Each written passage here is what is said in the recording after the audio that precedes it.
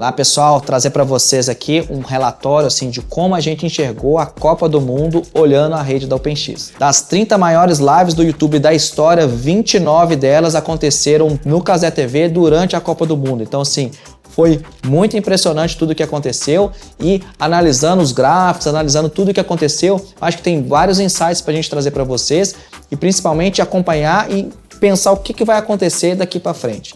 O primeiro ponto é que isso daqui foi o que a gente viu da nossa rede. Então, assim, a gente está contando a história do que passou pela rede da OpenX. Não estou falando de nada do que está acontecendo de maneira geral, é o que passou da nossa rede e o que o nosso feeling traz de informações para vocês. Então, primeira coisa que eu achei bem legal é que o tráfego durante o intervalo, ele explode na meta. Então, assim, muitas vezes as pessoas estão vendo o jogo no celular e aí vendo ali no YouTube no celular, no intervalo ele vai para o Instagram, vai para o WhatsApp. Então, a gente vai observar que o tráfego do YouTube cai e o tráfego da meta explode. Acontece isso no intervalo e também no final do jogo. Outra coisa que foi muito legal, o número que a gente conseguiu levantar, é que a gente acompanhando assim, o que é o normal do nosso tráfego versus os picos que a gente teve durante os jogos, ele trouxe mais ou menos 12 petabytes de dados. Só para vocês terem uma ideia do quão grande é isso, o maior HD que a gente tem disponível hoje no mercado são HDs de 20 tera. Se a gente pegasse isso, a gente precisaria de 600 HDs de 20 tera, isso dá mais ou menos 400 quilos só de HDs para a gente poder armazenar tudo isso. É óbvio que, como era live, o tráfego só passou, não ficou armazenado em lugar nenhum, mas a gente tem noção de quanto de dado foi movimentado só olhando a rede da OpenX. Isso aqui é comparando o que é o normal versus o que foi acrescentado por conta da Copa do Mundo. Outro dado muito legal é que no pico de tráfego que a gente teve, no jogo que a gente teve mais tráfego, o Brasil não estava conseguindo entregar. Quando eu falo o Brasil assim, o Google no Brasil não estava conseguindo entregar para os nossos clientes através da infraestrutura no Brasil. Então a gente começou a receber isso muito de fora do Brasil. É claro que esse tráfego, por exemplo, o Google, ele analisa do lado deles, eles têm muita inteligência, então eles falam assim, olha, esse tráfego eu só consigo entregar com qualidade para o provedor tal, aqui no Brasil, e para os provedores que estão debaixo da OpenX eu consigo entregar a partir da Europa, a partir da Ásia, a partir dos Estados Unidos, ele vai achar esse caminho. Então assim, como a OpenX está muito bem conectada, isso foi um número que nos impressionou bastante. Outra coisa que a gente viu também, um dado que a gente trouxe interessante, é que quando o jogo é de noite, a gente tem muito mais tráfego passando na nossa rede. Esse é outro número que é bem legal também, que a gente tem 14.4 GB de tráfego por milhão de aparelhos conectados no Cazé quando o jogo é de tarde. Já quando o jogo é de noite, a gente tem muito mais tráfego. A explicação que eu dou para isso é que muito provavelmente de noite a gente já tem mais tráfego. Durante o dia, o Google poderia estar conseguindo entregar esse tráfego diretamente para os provedores e durante a noite ele teve que usar a estrutura da OpenX para entregar para os provedores. Outra coisa que eu acho que pode ter a ver com isso é que durante o dia, muitas vezes as pessoas estavam se deslocando no trabalho, você que estava vendo no celular usando a internet móvel. Então não necessariamente estava passando aqui pela nossa rede de todo jeito. O dia que a gente teve mais tráfego durante a Copa do Mundo foi no dia 24 de junho, né, que foi o último jogo da fase de grupos. Então, a gente teve 3 jogos no dia.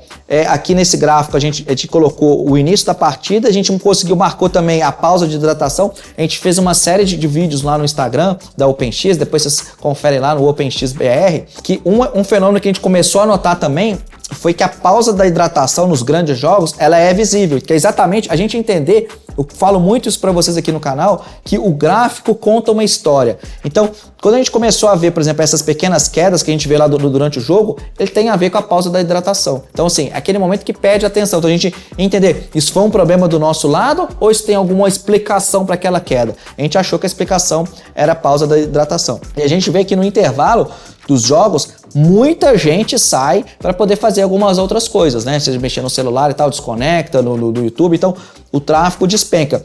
E um outro fenômeno que também aconteceu de maneira recorrente é que o segundo tempo das partidas, na maior parte das partidas, o tráfego foi muito maior do que o primeiro tempo. Então a gente tem aqui, por exemplo, jogos que não atraíram tanto público. Esse tipo, por mais que tenha lá 2 jogos acontecendo simultaneamente, o Cazé transmitindo os 2, a gente viu lá que no jogo de Marrocos o público que estava assistindo era um número bem pequeno. Esse que é um gráfico que é bem legal, que a gente buscou trazer para vocês, é a gente entender assim, o que é o comportamento do usuário. Então, o que a gente trouxe? Nesse eixo de cá eu tenho o tráfego da Meta e do Netflix.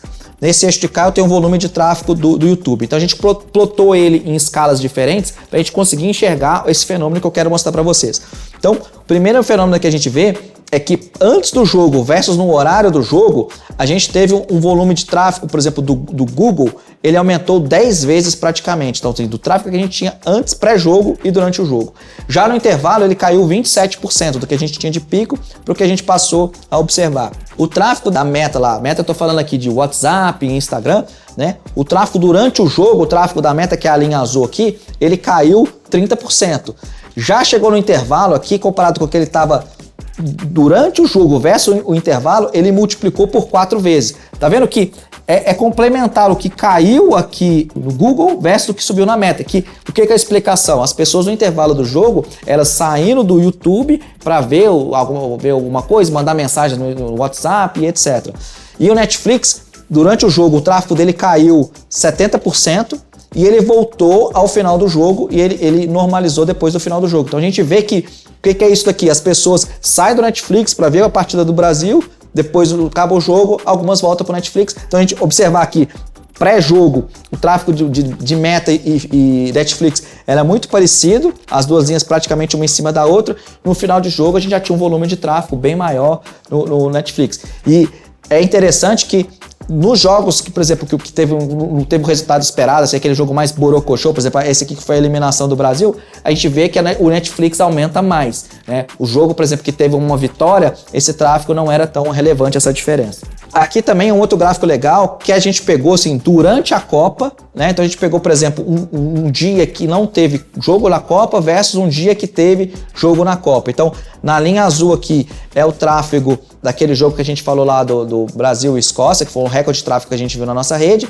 e aqui um dia que não teve. Então, a gente pegar, o tráfego multiplicou praticamente por 9 vezes. Então, assim, é muita diferença do que a gente tem durante o dia. Enquanto a gente teve o pico variando 9 vezes, se a gente somar a diferença dessas curvas, ela é 4,3 vezes a mais só. Por que essa diferença do consumo não é tão grande? É porque ela é muito pontual, ela é muito exprimida. Tava todo mundo vendo o jogo naquele momento. Então, se essa diferença de 9 vezes durasse muitas horas, realmente a gente teria um volume trafegado muito maior. Mas como é basicamente 2 horas e meia que a gente tem ali do pico do consumo, isso não representa tanto assim no volume trafegado. Outra coisa que aconteceu nesse dia, 24 de junho, que a impressão que a gente tem é o seguinte, os nossos caches, né, a gente tem 3 clusters de cache do Google dentro da nossa rede, ele ficou durante o jogo inteiro pregado no mais ou menos 70, 80 GB, que é a capacidade que a gente tem de todos os caches agregados.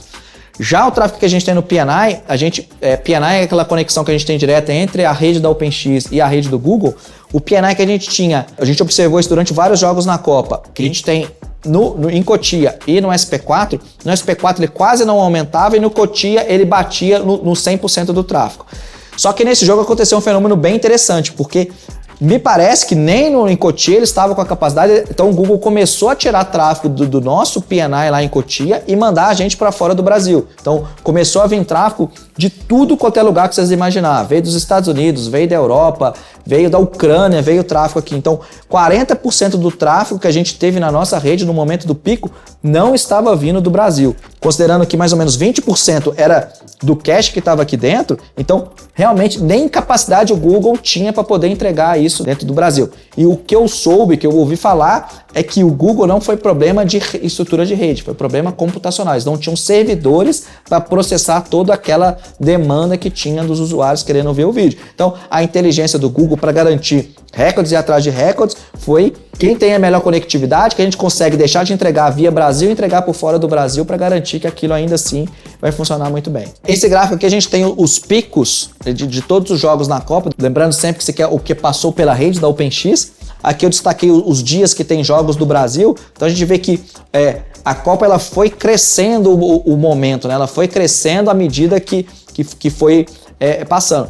Teve um fenômeno muito diferente, que foi o dia do jogo Brasil e Japão, que é exatamente pelo fato do horário do jogo. A questão do horário do jogo, ela influencia muito no volume de tráfego que a gente tem na nossa rede. Então, por exemplo, aqui as bolinhas azuis são os jogos que começaram a partir das 17 horas no horário de Brasília. E os jogos em laranja que iniciou antes disso, né? Então, a gente percebe que os jogos que começaram antes, eles geraram muito mais tráfego.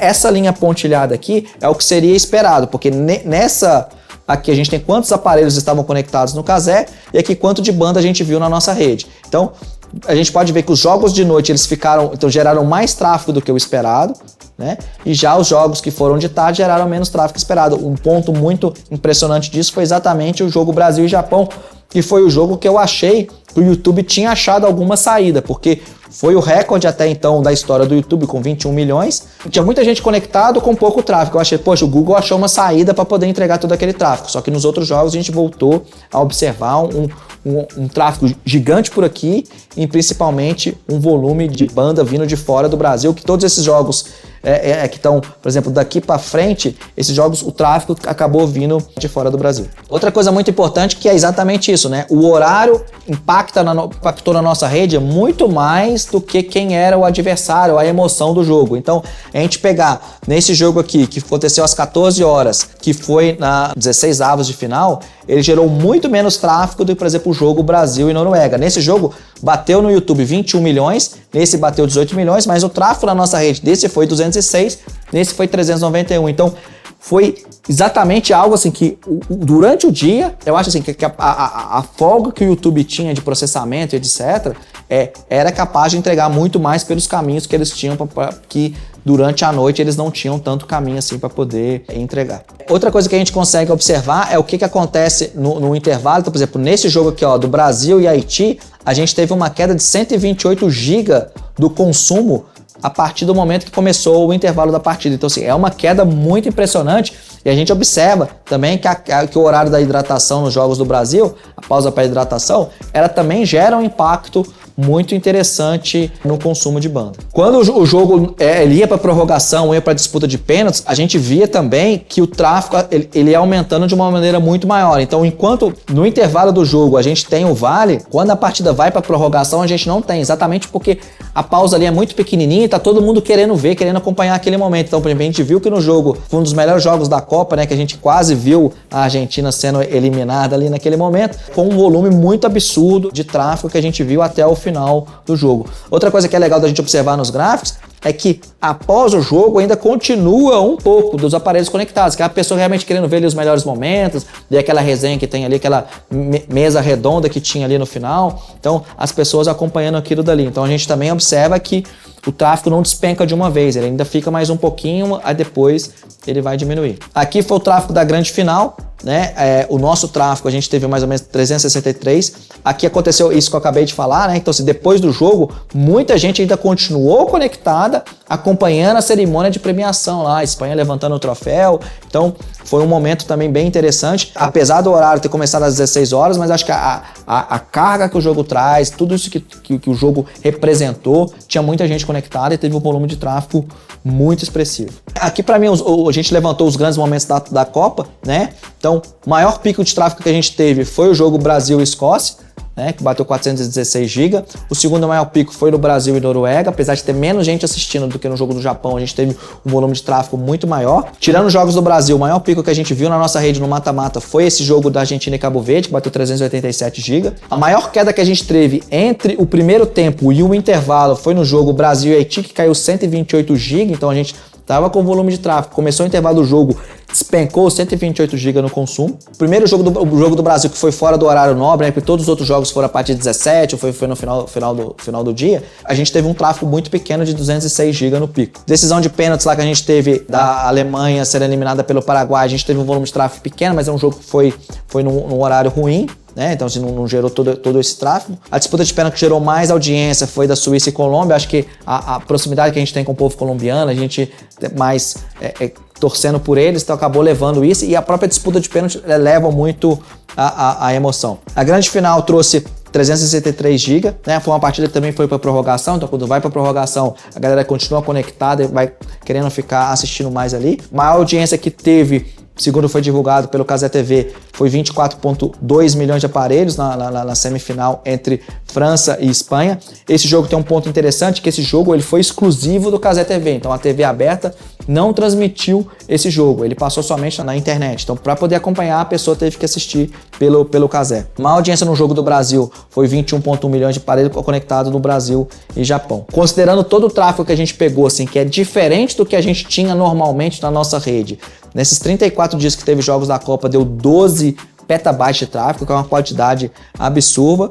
E no dia que a gente teve a maior parte do tráfego vindo do exterior, foi exatamente no dia que a gente teve o maior pico de tráfego aqui na nossa rede, que era 40% do tráfego estava vindo de fora do Brasil. Então nesse dia a gente tinha 20% vindo de CDNs que estava dentro da rede da OpenX, 40% vindo de fora do Brasil e 40% vindo aqui de conteúdos que a gente conseguiu buscar nas conexões que a gente tem diretamente com o Google. Para mim, pessoal, o que ficou maior aprendizado dessa Copa do Mundo é que as pessoas elas estão privilegiando a qualidade da imagem do que a questão do delay, que foi algo que a Rede Globo bateu bastante, o SBT também falou bastante, mas eu acho que isso foi irrelevante. Esses números aqui não mentem, né? A gente vê que a quantidade de pessoas que optaram por ver os jogos da Copa via YouTube foi muito maior do que eu esperado, do que eu tinha previsto lá no início, né? Até a gente gravou 2 vídeos sobre isso, mas a gente viu que mesmo os jogos do Brasil, que é um jogo que o delay seria muito mais significativo, porque acho que jogos do Brasil e jogos da Argentina também, né? Que também a gente escutava bastante buzinaço na rua quando tinha jogo da Argentina,